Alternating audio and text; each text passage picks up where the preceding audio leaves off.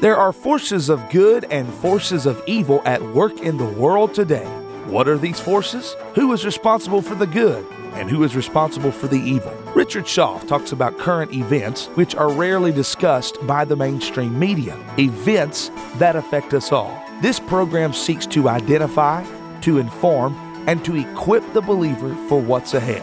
Welcome to What in the World is Going On? This is What in the World is Going On. I'm your host, Richard Schaff.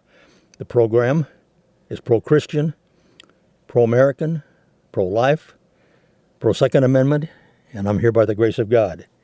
Had some material already to bring to you this past week and got another newsletter in from my good friend Don McElvaney, and came in about Wednesday, and it's on the virus pandemic part 2. I covered part 1 with you, so I put my material aside, and we're going to be referencing from Don McElvaney's intelligence advisor much of what I have to say today. What is going on? Well, there's a lot of opinions out there, but the entire world is now facing the greatest crisis since World War II, or perhaps since the Spanish flu pandemic back in 1918. That's the one that killed 50 to 100 million people.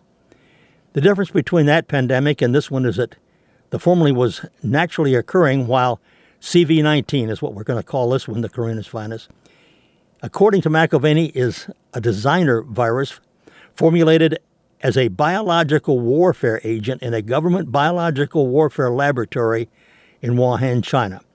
Now, we've heard this before as one of the things that it really wasn't just done by accident. It was an act of warfare. McElvaney believes it was. Let's assume for a minute, or for this program, that it was. Because we do know that this is no ordinary flu virus, as the governments around the world, the control media, and the big health organizations have been telling us. It's keeping most people, until now at least, in a state of denial, complacency, and non-preparedness. As such, the virus was created with a lot of new and very ugly innovations. This virus has the ability to spread very rapidly, the ability to mutate very rapidly into new forms, dozens or even hundreds, the ability to be highly contagious and spread rapidly with no symptoms, the ability not to burn like a normal virus and to keep coming back in patients thought to be cured, and the ability to attack the nervous system of apparently healthy people, causing instant death via heart attacks or nervous systems breakdown and failure. Complicating this pandemic and defense against it until early to mid-March has been nonstop lying, deception, minimizing, and denial by governments, not just China, but also the United States and many more, by all the health groups, the World Health Organization, our own CDC, the mainline medical establishment in the U.S. and Europe. They've wanted to avoid panic, which has nevertheless broken out all over the world in spite of their cover-up, minimizing their efforts. And hence the great majority of people around the world are now totally unprepared. The global panic is now exploding all over the world. Asia, Europe, Australia, America, almost everywhere. Cities, whole countries, transportation, rail and air, and every public event and business imaginable are shutting down, going into gridlock, or being locked down by governments. Nothing like this has happened in modern history. Folks, what does it mean? Where's it going? But this is not just a health crisis. It's morphed into what could be the greatest financial, economic crisis panic since the '29 crash and the Great Depression that followed. The biggest, most massive ever leveraged financial bubble in all of the world history was just waiting for something to burst the bubble, the pinprick, the puncture. And CV-19 did it. It was the black swan, the random event. The financial avalanche has just begun, listeners, and it appears that this is just the beginning of what could be the greatest financial gain most of us have ever seen. Pain that could last for years, even decades, and as I mentioned earlier in another broadcast, even our upcoming election. Understanding the snowballing financial crisis is pretty easy to understand for anyone, even if you've only got a half a brain. But the CV crisis has been much harder for most people to wrap their minds around. There's been so much mandatory reporting, contradictory reporting, disinformation, so much more denial from supposedly trusted sources, governments, media, health organizations, so much more wishful thinking, denial, complacency on the part of the masses. While some people are debating whether the release of CV-19 was intentional or accidental, it really doesn't matter. The pandemic is spreading worldwide, and the financial avalanche has just begun. The pandemic is spreading across Europe, Asia, and America at Mach 10 speed, and individuals need to take protective action and stop believing and acting like the governments are going to protect them. They're not, folks. We're not going to be protected by the governments. As more understanding of the pandemic unfolds, a few more questions come to mind. One, is this crisis going to be the excuse by the globalists to implement their goal to abolish all paper currency? Because it's contaminated. The money's contaminated with a virus, and it can infect us all. Doesn't this lead into a global cashless society? Second, are we going to face huge and growing socialistic police state controls on every aspect of our lives? Is the United States government about to take control of all U.S. food distribution? What comes next? Is martial law coming, as we're presently seeing in China, parts of Europe, yes, and even in America? And how is it going to affect you and me and our families? Is this pandemic part of the globalist long-stated goal for huge global population reduction? And where are the next travel restrictions and other lockdown controls going to go? And how do we prepare for or defend against them? So much of our future is unknown. It's unknown, folks. We don't know what's going to happen next. On a more personal level, how do I prepare and protect myself and my family for what is coming? Health-wise, financially. These are questions most of us have never had to ask before. All of our plans are going to change dramatically over the next few months. And I personally don't think we're going back to what we formerly enjoyed. These questions need a lot of thought and prayer by all of us. Let's try to expand our understanding and to update some of the more rapidly changing and often confusing pandemic developments and suggest some ways to prepare or get out of harm's way financially and health-wise. Hopefully millions of people around the world are beginning to pray and seek God's wisdom, direction, and protection in these troubling times. Maybe that will be the good news that comes out of all this global crisis. A new great awakening by millions of people who have forgotten how much they need God. What we now know about the CV-19 pandemic and these facts are changing by the minute. I'm bringing this to you on Saturday before Sunday's broadcast. But the numbers change.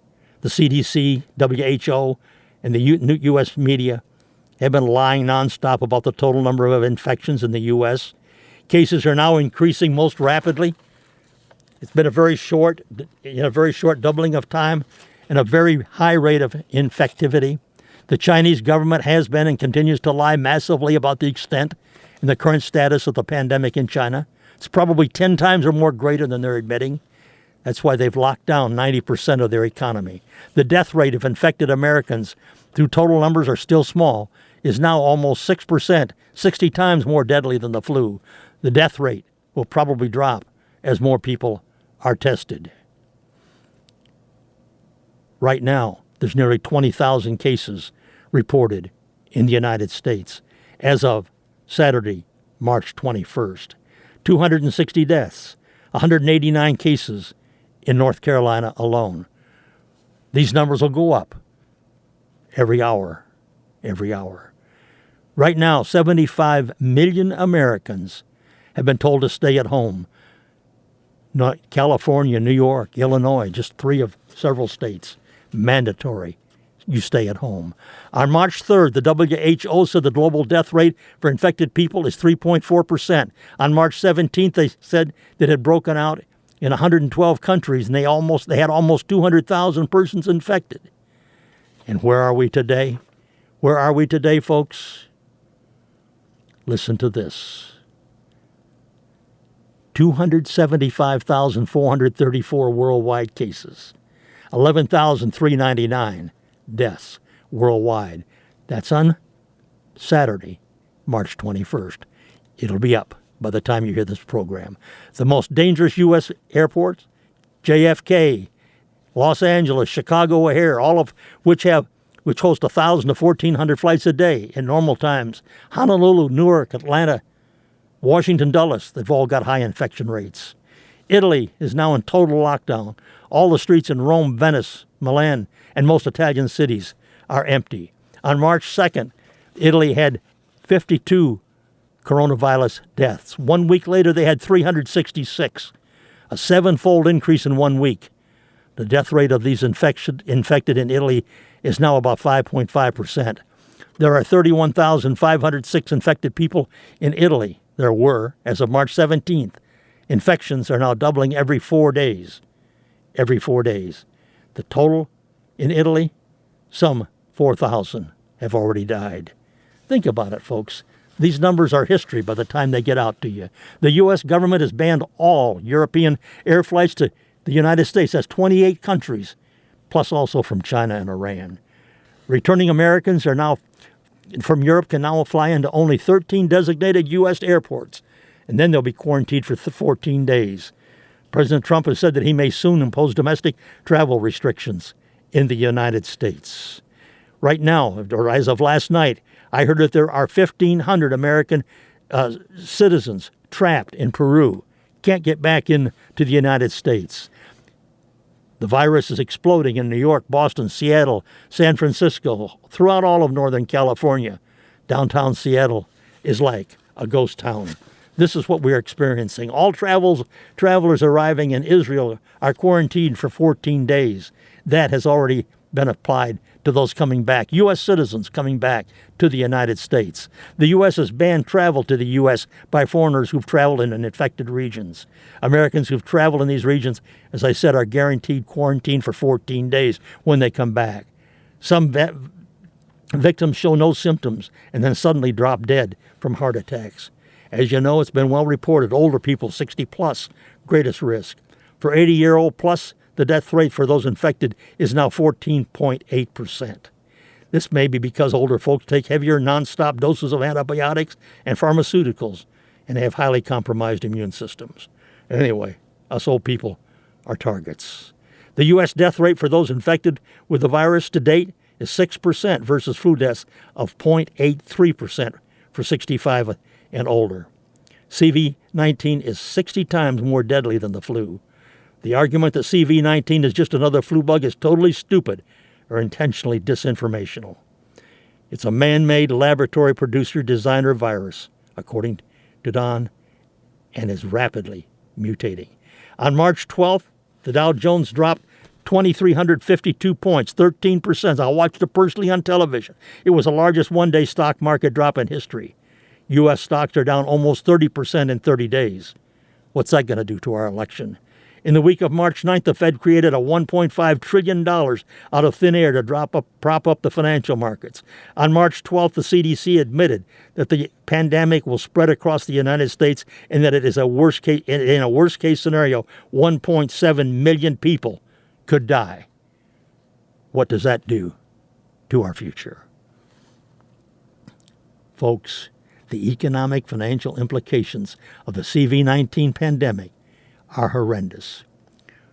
We're now entering a period of financial crisis that'll change the world for a long time, probably decades. The U.S. and the entire world have been the biggest speculative financial bubble in world history in recent years. What a ride it's been, a bubble just waiting for a pinprick or black swan event to burst it. The present CV-19 pandemic is that black swan. It's the spring pit. The pin just burst the bubble. The global financial system is now collapsing in the mother of all financial crises. As in every financial crisis or panic, the U.S. Fed and central banks all over the world are responding by printing trillions of dollars of new liquidity.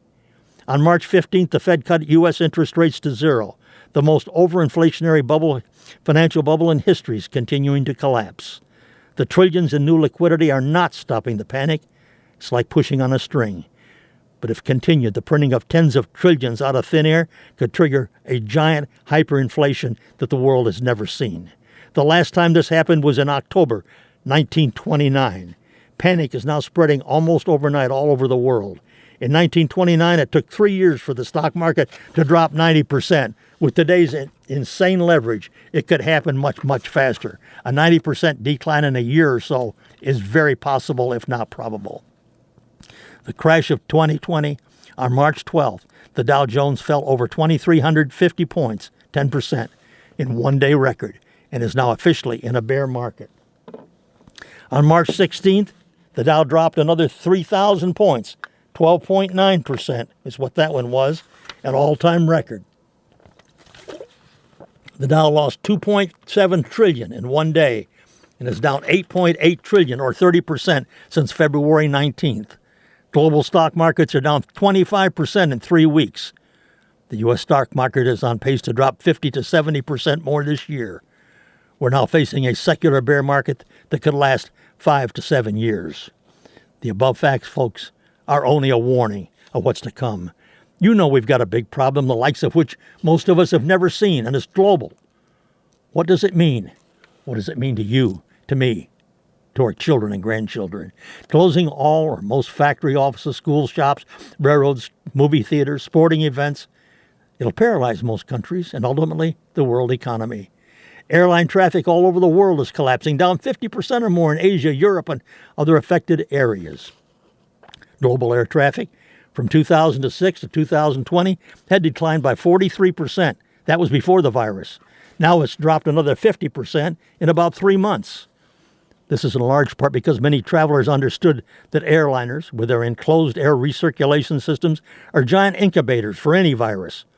Even if you're wearing a mask, you're breathing the same recirculated air that the infected person has at the other end of the plane. And this is one of the reasons people are not flying. The biggest banks around the world are drowning in trillions of dollars in derivatives, and they're very illiquid, and many of these banks are on the verge of collapse. A major part of the global goods and products we consume globally, or component parts for those items such as smartphones, computers, appliances, electronics, cars, motors, bikes, tens of thousands of other items we depend on, they're all made in China. Very few people understand that 80 to 90% of America's pharmaceuticals are made in China. 97% of our antibiotics are made in China. And at least 80% of the active ingredients of drugs consumed in America are made in China. Medical supply shortages around the world are now beginning to emerge. Another one of Big Pharma's dirty little secrets. They've manipulated their hundreds of billions in annual profits by outsourcing most drug manufacturing to China in recent decades. Apparently, hundreds of thousands of American workers' jobs didn't matter much to them, as evidenced by this. Now let's take a moment and just look at how you can protect yourself and your family health-wise in this growing CV-19 pandemic. First, recognize the complacency and denial of the threat from and the magnitude of this pandemic and how dangerous it really is. It can actually kill you or your loved ones. This is not an ordinary, naturally occurring flu or cold virus, as the media, governments around the world, and health agencies are telling us about. This is likely a man-made biowarfare virus that does not act like a normal, natural occurring virus. It spreads and mutates much faster, far more contagious, can be contagious for weeks with no symptoms, keeps changing or mutating into different forms. It doesn't burn out in time like normal viruses do, and it can keep reoccurring in its victims even weeks after apparent recovery.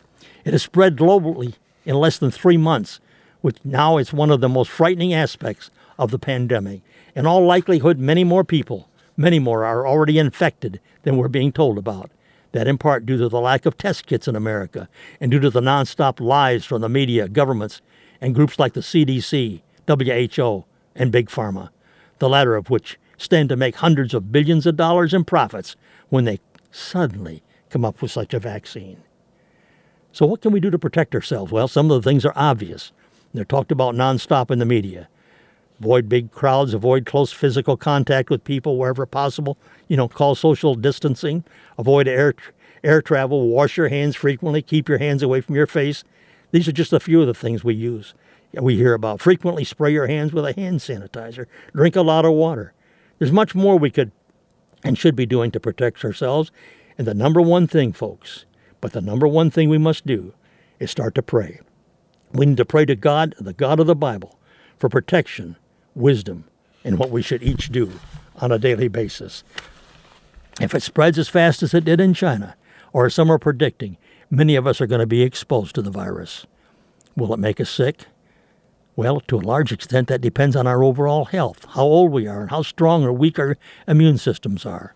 Our number one health goal in a time like this should be to strengthen our immune system, to prevent being infected or to fight off the infection if we do become infected. The CV-19 pandemic is changing the world faster and creating more global fear and panic than any event since Pearl Harbor on December 7th, 1941. It could have the potential global death toll as high as the Spanish flu pandemic. That was back in 1918 through 20. America is on the verge of being totally closed or locked down, very possibly within the next few weeks. So how should we live? What should we do as this crisis impacts all of our lives dramatically in the weeks, months, maybe years to come? Fear and panic are not helpful, but neither are denial and complacency, which lead to total non-preparedness. The health and financial ideas suggested should be implemented as much as possible. Preparedness and taking common sense precautions is obviously very important, but so is prayer to the God of the Bible, the prayer for wisdom, guidance, direction, and protection, as well as His peace in the midst of a storm. And we should all be praying that this pandemic will come to an end quickly. We live in tumultuous times. While socialists and globalists always seek to manipulate crisis to their advantage, it's times like these that true patriots are most needed. In these exciting days, we can take heart that no matter how great the opposition, as Scottish reformer John Knox stated, and I quote, a man with God is always in the majority. Remember that, folks. Remember it. We live in challenging times, but God is with us. Ronald Reagan said it best. Freedom is never more than one generation away from extinction. We didn't pass it to our children in the bloodstream. It must be fought for, protected, and handed down to them to do the same. Or one day we will spend our sunset years, you and me, telling our children and our children's children what it was once like in America, where men were free. Where men were free. Can good come out of the bad? Can it, folks? We're living in a day where throughout most of the Western world, the great majority of people have drifted away from God, or never even known Him. Affluence, independence, self-sufficiency, nonstop entertainment, and pleasure in the day of internet, smartphones, video games, moral collapse, nonstop sex outside of marriage, gay, lesbian, transgenderism, and indifference toward the God of the Bible are the reality of our day. Church attendance in the U.S. and most Western countries is the lowest in our history. The liberals have outlawed Christian prayer in most public places with very little protest from the silent majority, or even from most Christian churches or leaders. With over 60 million babies have been murdered in America alone by abortion, with only a minor protest from the great majority. Alexander Solzhenitsyn said of America that we are a nation that has forgotten God. Is it possible that the CV-19 pandemic, now sweeping around the world, across America, and the new Great Depression it is triggering, could be the wake-up call that the West and other affiliated countries and people around the world need to see to turn us back to the God of the Bible and a new dependence on Him? In our early American history, in our war for independence, later during the War of 1812, and still later during World War II, a significant number of Americans were on their knees praying for the Lord's help, protection, wisdom, guidance, and direction. It seems that a lot more of us are earnestly praying to the God of the Bible now during hard times than during prosperous, affluent, good times. That, when it was so easy to forget Him in our lives. Just recently, folks, many of us on bended knee prayed upon God Almighty to bring us our current president, for which I'm grateful He did. Now we have another problem. In the Bible, Romans 8:28 says, and I quote, all things work together for good to those who love God and are called according to His purpose. It doesn't say that all things are good. Indeed, some things are very bad, like this CV-19 pandemic. But it says the God of the Bible can bring great good out of great bad, especially for those who are trusting in Him. And maybe this great global pandemic would be a wake-up call for those who've drifted away from God or who never knew Him, that we need a power much greater than ourselves in really difficult times. When we find ourselves in difficult times with no easy answers, perhaps it is a time for us as individuals and as nations to turn back to God for protection, wisdom, guidance, and direction, exactly what our forefathers did in difficult times in the past. Could this be that time? A time of new beginnings, a new awakening? Psalm 91 can be very encouraging in times such as this. I'll read it.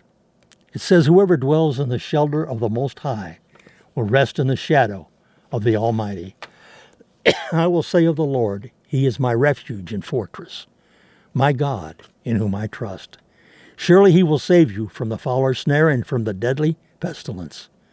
Could CV-19 be the pestilence talked about here? I'll let you decide that. But continuing with our scripture, "You will not fear the terror by night, nor the arrow that flies by day, nor the pestilence that stalks in darkness, nor the plague that destroys at midday." And we have this virus. Does it fit in? 1,000 may fall at your side and 10,000 at your right, but will not come near you.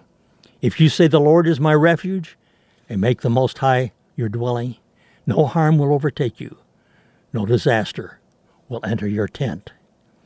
For He will command His angels concerning you to guard you in all ways. Because He loves me, says the Lord, I will rescue him. I will protect him, for he acknowledges my name. He will call on me, and I will answer him. I will be with him in trouble. I will deliver him and honor him. How long life? I will satisfy him and show him my salvation. This seems like a great message for just such a time as this.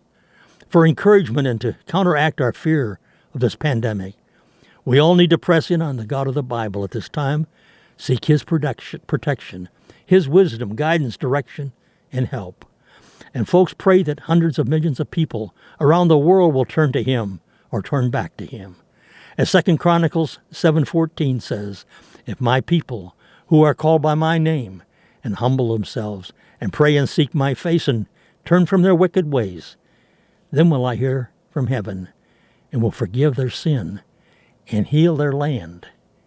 Think about it, folks. He is the one who can bring great good out of great bad. He is the one that can heal our land. Are we ready to bow before our mighty God? Beg His intervention in our time of need.